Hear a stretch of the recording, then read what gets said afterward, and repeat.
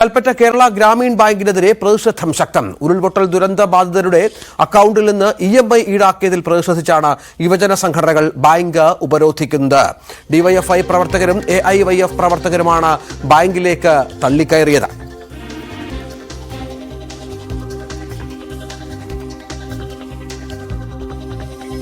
Youth Congress പ്രവർത്തകരും അല്പസമയത്തൊക്കെ March നടത്തുമെന്നാണ് അറിയുന്നത്.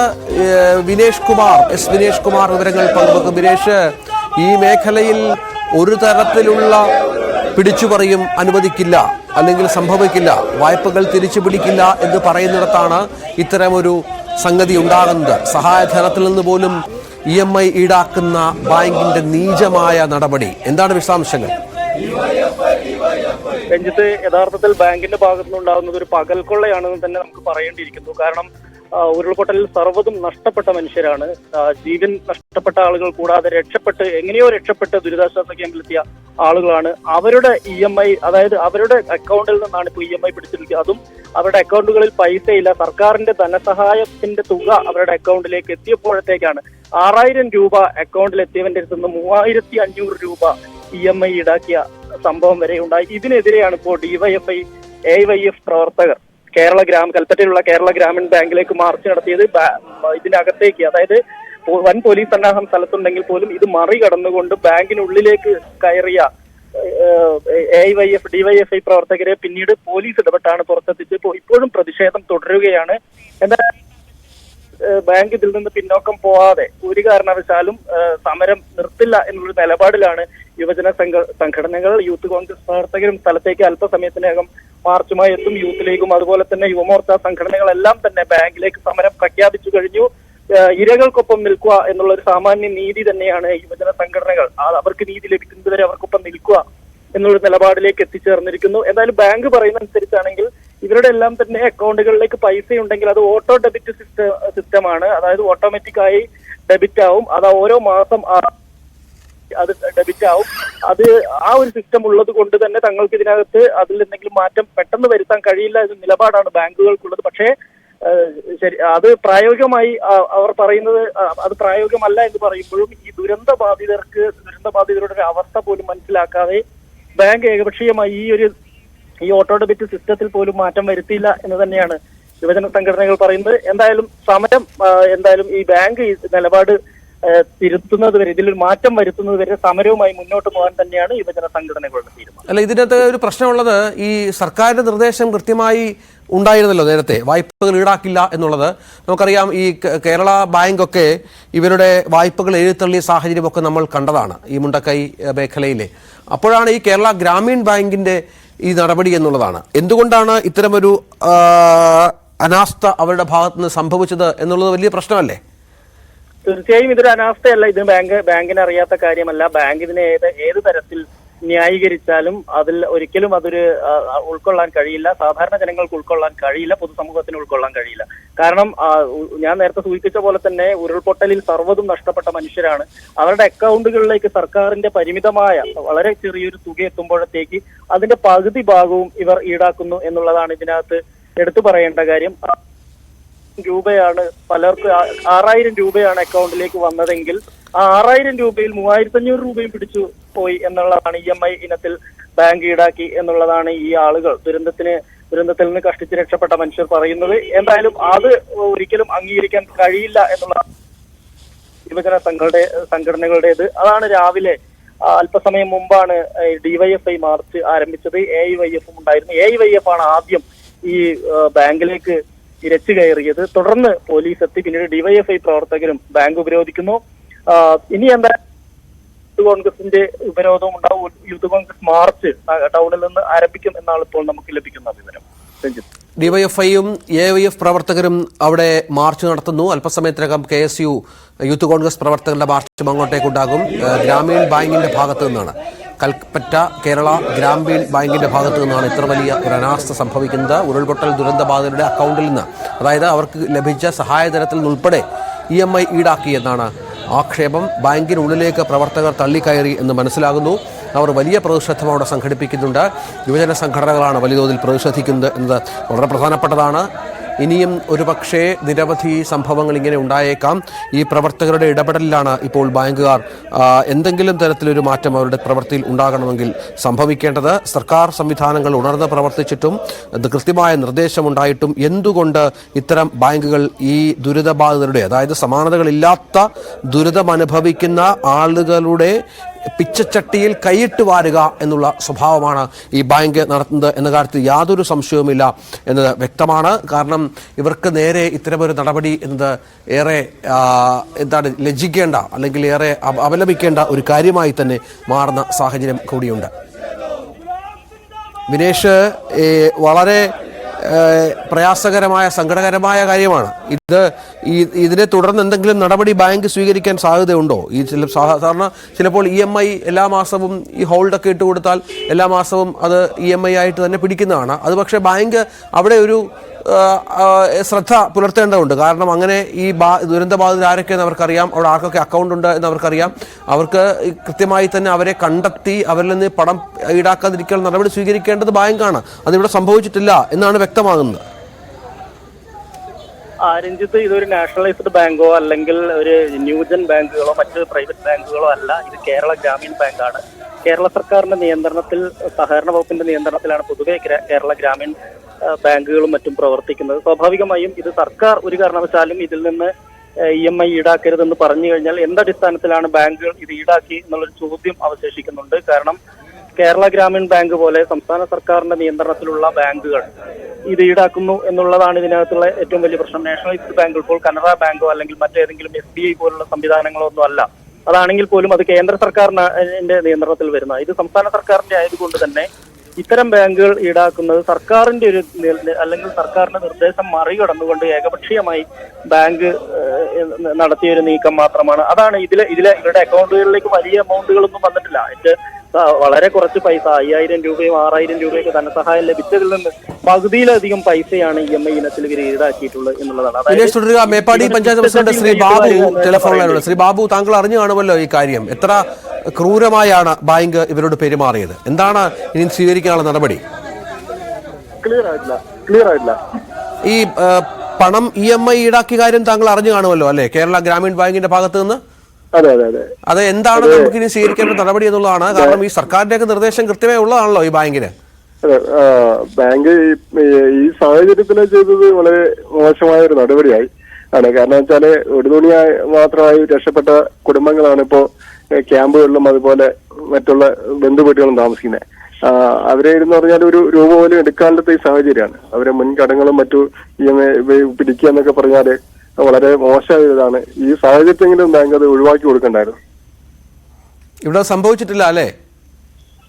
അല്ല, അത് സംഭവിച്ചില്ല. പലരും ഇപ്പൊ നമ്മളെ വിളിച്ചിട്ടും പരാതി പറയുന്നുണ്ട്. പക്ഷെ നമുക്ക് ബാങ്കിനോട് പറയാന്നുള്ളത് ഇന്നലെ ജില്ലാ പഞ്ചായത്ത് പ്രസിഡന്റ് വ്യക്തമായിട്ട് അത് ചാനലിനോടൊക്കെ പറഞ്ഞിട്ടുണ്ടായിരുന്നു. ഇത്തരം ഈ സന്ദർഭം തന്നെ ഇത് ഒഴിവാക്കി കൊടുക്കണം. കാരണം വെച്ചാൽ ഇനി ഒരു ജീവിതം എന്ന് പറഞ്ഞാൽ അവരെല്ലാം നഷ്ടപ്പെട്ടവരാണ്. കാരണം ജോലി നഷ്ടപ്പെട്ടു, വീട് നഷ്ടപ്പെട്ടു, വീട്ടിലെ ബന്ധുക്കളടക്കം പലരും മരണപ്പെട്ടു. അപ്പൊ ഈ ഒരു സാഹചര്യത്തിൽ അവരോട് ഈ ക്രൂരത കാണിക്കുന്നത് ശരിയല്ലാന്നാണ് പഞ്ചായത്തിന്റെ നിലപാട്.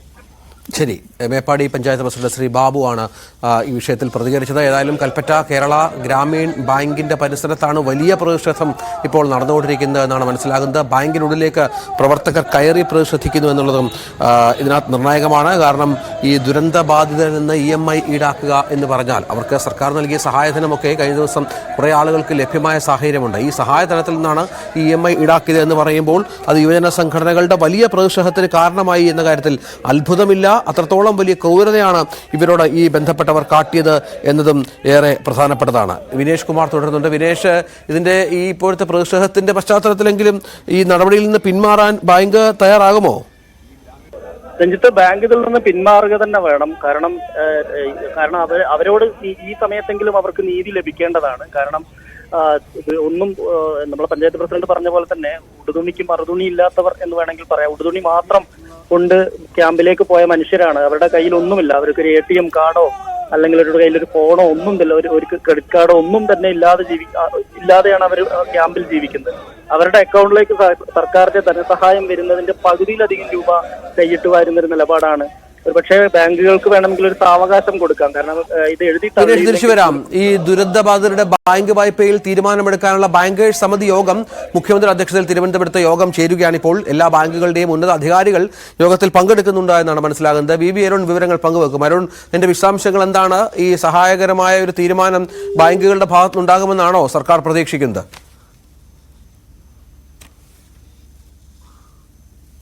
അരുൺ, കേൾക്കാമോ? അരുണിലേക്ക് വരാം. ഏതായാലും സർക്കാർ ഇപ്പോൾ ഒരു യോഗം തീരുമാനിച്ചിരിക്കുന്നു എന്നുള്ളതാണ്. അത് എല്ലാ ബാങ്കുകളുടെയും ഉന്നതർ ഈ ബാങ്കേഴ്സ് സമിതി യോഗത്തിൽ പങ്കെടുക്കുന്നുണ്ട്. ബാങ്കുകളുടെ ഉന്നത അധികാരികളാണ് ഈ യോഗവുമായി ബന്ധപ്പെട്ട് അവിടെ എത്തിയിരിക്കുന്നത്. മുഖ്യമന്ത്രിയാണ് ഈ യോഗം വിളിച്ചിരിക്കുന്നത്. ഈ ദുരന്ത മേഖലയിലുള്ളവർക്ക് അവരുടെ വായ്പകൾ എഴുത്തള്ളുക, അവർക്ക് ബാങ്കുകളുടെ ഭാഗത്ത് എന്തൊക്കെ തരത്തിലുള്ള സഹായങ്ങൾ നൽകാൻ സാധിക്കുമെന്ന കാര്യത്തിൽ ഒരു വ്യക്തത വരുത്തുക എന്നതൊക്കെയാണ് ഈ യോഗത്തിന്റെ പ്രധാന ലക്ഷ്യം എന്നാണ് മനസ്സിലാകുന്നത്. ആ തരത്തിലാണ് ഇപ്പോൾ കാര്യങ്ങൾ മുന്നോട്ട് പോവുകയും ചെയ്യുന്നത് എന്നാണ് മനസ്സിലാകുന്നത്. ഏതായാലും ഏറെ പ്രധാനപ്പെട്ട ഒരു യോഗമാണ്. കാരണം നമുക്ക് നൽകാൻ കഴിയുന്ന ഒരുപാട് ആശ്വാസ പദ്ധതികളുണ്ട്. ഈ ഒരുപാട് ആശ്വാസം അവർക്ക് നൽകേണ്ടതുണ്ട്. കാരണം അവർ അത്രത്തോളം ഈ വിഷയത്തിൽ ദുരിതം അനുഭവിക്കുന്നവരാണ്, മനസ്സ് തകർന്നവരാണ്, എല്ലാം നഷ്ടപ്പെട്ടവരാണ്. അവർക്ക് എന്താണ് സർക്കാരിന് നൽകാൻ കഴിയുന്ന ആശ്വാസം എന്ന കാര്യത്തിലാണ് ഇനി ഒരു വ്യക്തത വരേണ്ടത്. അവിടെയാണ് ബാങ്കുകളെ കൂടി ചേർത്തുകൊണ്ട്, ബാങ്കുകളെ കൂടി ഒപ്പം കൂട്ടിക്കൊണ്ട് ഇത്തരത്തിൽ ഒരു നിലപാടിലേക്ക് കാര്യങ്ങൾ പോകുന്നത് എന്നാണ് മനസ്സിലാകുന്നത്. നമുക്ക് ദൃശ്യങ്ങളിൽ കാണുന്നത് പോലെ ഏറെ പ്രധാനപ്പെട്ട ഒരു യോഗം തന്നെയാണ് അവിടെ കൂടുന്നത് എന്നതിൽ സംശയമില്ല. വി അരുൺ അതിൻ്റെ വിശദാംശങ്ങൾ നൽകും എന്നാണ് മനസ്സിലാകുന്നത്. വിനേഷ് കുമാർ തുടരുന്നുണ്ട്. വിനേഷ്, അത്തരമൊരു യോഗം അവിടെ ചേരുന്നുണ്ട് മുഖ്യമന്ത്രി അധ്യക്ഷതയിൽ. അതിന്റെ വിശദാംശങ്ങൾ അരുൺ നൽകുമെന്ന് കരുതാം. ഇപ്പോൾ കൽപ്പറ്റയിലെ അവസ്ഥ എന്താണ്? രാജ്യത്തെ കൽപ്പറ്റയിൽ സമരം തുടരുകയാണ്. ബാങ്ക് ഇതിൽ നിന്നൊരു നിലപാട് സ്വീകരിക്കുന്നത് വരെ സമരം തുടരാൻ തന്നെയാണ് യുവജന സംഘടനകളുടെ തീരുമാനം. എന്തായാലും ബാങ്കിന്റെ ഭാഗത്തുനിന്ന് ഉണ്ടായിരിക്കുന്ന നടപടി, അതായത് മൊറട്ടോറിയം പ്രഖ്യാപിച്ചാൽ പോലും നമുക്കറിയാം, മൊറട്ടോറിയം സാധാരണ നിലയിൽ ഒരു വർഷത്തേക്ക് മൊറട്ടോറിയം പ്രഖ്യാപിക്കാം, അല്ലെങ്കിൽ 6 മാസത്തേക്കാണ് മൊറട്ടോറിയം പ്രഖ്യാപിക്കാറുള്ളത്.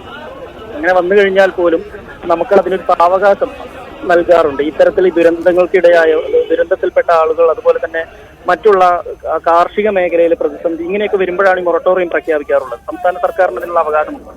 അങ്ങനെ വരുമ്പോഴാണ് ഈ കേരള ഗ്രാമീൺ ബാങ്ക് പോലെയുള്ള സംവിധാനങ്ങൾ 6 മാസത്തേക്കാണെങ്കിൽ 6 മാസം ഇവരിൽ നിന്ന് പണം ഈടാക്കരുത്. അത് 6 മാസം കഴിഞ്ഞ് ഈടാക്കുകയാണെങ്കിൽ പോലും പലിശ ഇല്ലാതെ 6 മാസത്തെ മൊറട്ടോറിയം കാലയളവിലെ പലിശ പോലും ഈടാക്കരുത് എന്നുള്ളൊരു നിർദ്ദേശമുണ്ട്. അങ്ങനെയെല്ലാം നിലനിൽക്കുമ്പോഴാണ് ഒന്നുമില്ലാത്ത മനുഷ്യരുടെ കയ്യിൽ നിന്ന് ഇത്തരത്തിൽ പണം ഈടാക്കുന്നത് എന്നുള്ളതാണ്. ഇതൊരു പകൽക്കൊള്ള എന്നുള്ള രീതിയിൽ തന്നെ നമ്മൾ വിശേഷിപ്പിക്കേണ്ടിയിരിക്കുന്നത്, യാതൊരു സംശയവുമില്ല.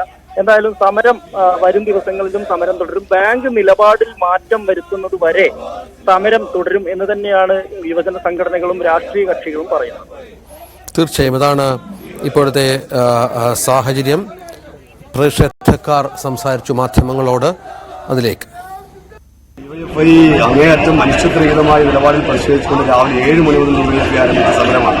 3 കവാടങ്ങൾ ഉപരോധിച്ചുകൊണ്ടുള്ള സമരമാണ് ഡിവൈഎഫ്ഐ നടത്തിയത്. സമരത്തിന്റെ ആദ്യഘട്ടത്തിൽ തന്നെ ഡിവൈഎഫ്ഐ മുന്നോട്ട് വെച്ച മുദ്രാവാക്യം എന്ന് പറയുന്നത് ഈ ദുരിതബാധിതരോട് വെല്ലുവിളിച്ചുകൊണ്ട്, കേരളീയ സമൂഹത്തെ വെല്ലുവിളിച്ചുകൊണ്ട് ഇവർ ചെയ്തിട്ടുള്ള ഈ കിരാതമായ നടപടി അടിയന്തരമായി തിരുത്താൻ തയ്യാറാകണം. അതിന്റെ ഭാഗമായി നിലവിൽ പിടിച്ചെടുത്ത മുഴുവൻ തുകയും ക്രെഡിറ്റ് ചെയ്യണം. അവരുടെ അതാത് ആളുകളുടെ അക്കൗണ്ടിലേക്ക് നൽകാൻ വേണ്ടി തയ്യാറാകണം. അത് അക്കൗണ്ടിൽ കയറി എന്ന് ഉറപ്പുവരുത്തിയതിനു ശേഷം മാത്രമേ ഡിവൈഎഫ്ഐ സമരത്തിൽ പിൻവലിയുള്ളൂ. അതോടൊപ്പം തന്നെ കേരളീയ സമൂഹം ഒറ്റക്കെട്ടായി ദുരിതബാധിതർക്കൊപ്പം നിന്നുകൊണ്ട് പ്രവർത്തനങ്ങൾ ഏറ്റെടുക്കുമ്പോൾ കേരളീയ സമൂഹത്തെ വെല്ലുവിളിച്ചുകൊണ്ട് ഇവർ നടത്തിയ ഈ നിലപാട് അങ്ങേയറ്റം മനുഷ്യത്വരഹിതമായതുകൊണ്ട് തന്നെ അതിന് മാപ്പ് പറയാൻ ഇതിന് ഉത്തരവാദിത്തപ്പെട്ട ഉദ്യോഗസ്ഥർ തയ്യാറാവണം. ഈ 2 കാര്യവും ഡിവൈഎഫ്ഐ മുന്നോട്ട് വെച്ചിട്ടുണ്ട്. ഈ 2 കാര്യവും തന്നെയാണ് ഡിവൈഎഫ്ഐ ഇപ്പോഴും വെക്കുന്നത്. ഇപ്പോൾ ഉദ്യോഗസ്ഥരുമായി ചർച്ച നടത്തിയതിന്റെ അടിസ്ഥാനത്തിൽ അവർ പറഞ്ഞിട്ടുള്ള കാര്യം അവര് പൂർണ്ണമായി അക്കൗണ്ടിലേക്ക് ഇട്ടു എന്നാണ്. അതിൽ ലിസ്റ്റ് ഇപ്പോൾ സീൽ വെച്ച് തരാമെന്ന് പറഞ്ഞിട്ടുണ്ട്. ആ സീല് പിന്നെ വെച്ച് കിട്ടുന്ന സാധനം ആളുകളിൽ നിന്ന് വ്യക്തമായി ഉറപ്പുവരുത്തിയതിനു ശേഷം മാത്രമേ ഞങ്ങൾ ആ സമരത്തിന് അവസാനിപ്പിക്കുന്ന കാര്യത്തെക്കുറിച്ച് ചിന്തിക്കുകയുള്ളൂ. അതാണ് അതുമായി ബന്ധപ്പെട്ടത് സൂചിപ്പിക്കുക. വി അരുൺ തുടരുന്നുണ്ട്. അരുണ്, ഈ യോഗം ആരംഭിച്ചിരിക്കുന്നു എന്നാണ് മനസ്സിലാകുന്നത്. എന്തൊക്കെ കാര്യങ്ങളാണ് ബാങ്കുകളിൽ നിന്ന് സർക്കാർ ഉറപ്പാക്കാൻ ശ്രമിക്കുന്നത്? ബാങ്കുകളുടെ പരമാവധി സഹകരണമാണ് സർക്കാർ തേടുന്നത്. ഈ ദുരന്ത മേഖലയിലെ മുഴുവൻ കടങ്ങൾക്കും മൊറട്ടോറിയം എന്ന ആവശ്യം സർക്കാർ മുന്നോട്ട് വച്ചേക്കും. അത്തരമൊരു നീക്കമാകും സർക്കാർ പ്രധാനമായും നടത്തുക. എന്നാൽ ബാങ്കുകൾ അതിനെത്രത്തോളം തയ്യാറാകുമെന്ന് വ്യക്തമല്ല. മരിച്ചവരുടെയും അല്ലെങ്കിൽ പൂർണ്ണമായും കുട്ടികൾ മാത്രമായി മാറിയ മറ്റുള്ള കുട്ടികളുടെ രക്ഷിതാക്കൾ ഉൾപ്പെടെ കുടുംബങ്ങൾക്കും മൊറട്ടോറിയത്തിനോ അല്ലെങ്കിൽ കടങ്ങൾ എഴുതി തള്ളാനോ ഒക്കെ ബാങ്കുകൾ തീരുമാനമെടുത്തേക്കും. പക്ഷേ മുഴുവൻ കടങ്ങൾക്കും മൊറട്ടോറിയം എന്ന ആവശ്യമാകും സർക്കാർ മുന്നോട്ട് വയ്ക്കുക എന്ന സൂചനയാണ് ലഭിക്കും. ഇപ്പോൾ മുഖ്യമന്ത്രി ആ യോഗത്തിൽ സംസാരിക്കുകയാണ്. വളരെ പ്രധാനപ്പെട്ട യോഗമാണ്. സർക്കാരിന്റെ ആവശ്യപ്രകാരമാണ് സംസ്ഥാന ബാങ്കേഴ്സ് സമിതി ഇത്തരമൊരു മീറ്റിംഗ്, പ്രത്യേക സ്പെഷ്യൽ മീറ്റിംഗ് വിളിച്ചു ചേർത്തത്. മുഖ്യമന്ത്രിയുടെ അധ്യക്ഷതയാണ് യോഗം പുരോഗമിക്കുന്നത്. മുഖ്യമന്ത്രി പിണറായി വിജയൻ ഓൺലൈനായി യോഗത്തിൽ പങ്കെടുക്കുകയാണ്. രഞ്ജിത്ത്, ഓൺലൈനായി മുഖ്യമന്ത്രി പങ്കെടുക്കുന്നു. ഈ ദുരന്തബാധിത മേഖലയിലെ ആളുകൾക്ക് സഹായം ബാങ്കുകളുടെ ഭാഗത്തുനിന്നുണ്ടാകണമെന്ന ആവശ്യമാണ് മുന്നോട്ട് വെക്കുന്നത്. മറുഭാഗത്ത് കൽപ്പറ്റ ഗ്രാമീൺ ബാങ്കിന് എതിരെ അവിടെ വലിയ തോതിലുള്ള സമര പരമ്പരകൾ നടക്കുന്നു എന്നുള്ളതാണ് നമുക്ക് ലഭ്യമാകുന്ന വിവരം. ദുരന്തബാധിതരിൽ നിന്നും EMI ഈടാക്കിയതാണ് സാഹചര്യമായി മാറുന്നത്. വി അരുണും എസ് വിനേഷ് കുമാറും വിവരങ്ങൾ പങ്കുവച്ചിരിക്കുന്നു. വിനേഷ്, ഇപ്പോൾ യൂത്ത് കോൺഗ്രസിന്റെ ഒരു മാർച്ചുണ്ട് എന്നാണ് മനസ്സിലാകുന്നത്. DYFIയും AYFും അവിടെ പ്രക്ഷോഭവുമായി ഉണ്ട്. വലിയ തോതിൽ ഇപ്പോഴും അവിടെ പ്രതിഷേധം തുടരുകയാണോ?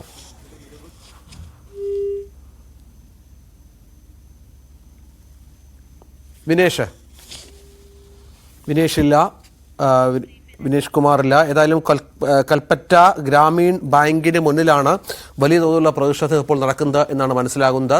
ഉന്നത അധികാരികളടക്കം ഈ വിഷയത്തിൽ പങ്കെടുക്കുന്നുണ്ട്. ഉന്നത സംഘടനകൾ, പ്രധാനപ്പെട്ട വിദ്യാർത്ഥി സംഘടനകളൊക്കെ, യുവജന സംഘടനകൾ ഈ പ്രക്ഷോഭത്തിന്റെ ഭാഗമാകുന്നു എന്നാണ് മനസ്സിലാക്കേണ്ടത്.